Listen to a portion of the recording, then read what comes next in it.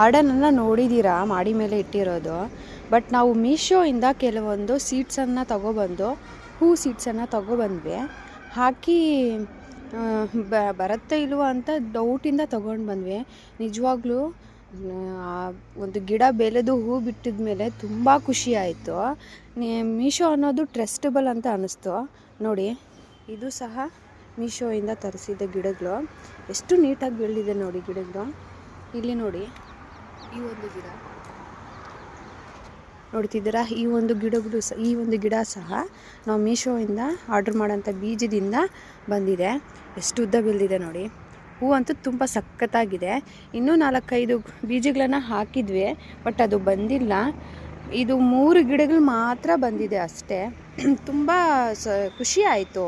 ಯಾಕಂದರೆ ಹೆಂಗೋ 4-5ರಲ್ಲಿ 3 ಹೋದ್ರೂ 2 ಬಂತಲ್ವಾ. ಸೊ ಹಾಗಂತ ತುಂಬ ಚೆನ್ನಾಗಿ ಬೆಳೆದಿದೆ. ಬಟ್ ಇದು ಬೆಳೆಯೋಕ್ಕೆ 2 to 3 ಮಂತ್ಸ್ ಹಿಡಿಯುತ್ತೆ. 3 ಮಂತ್ಸ್ ಆದ್ರೇ ಇದೊಂದು ಗಿಡ ಬೆಳೆದು ಹೂ ಬಿಡೋಕ್ಕೆ.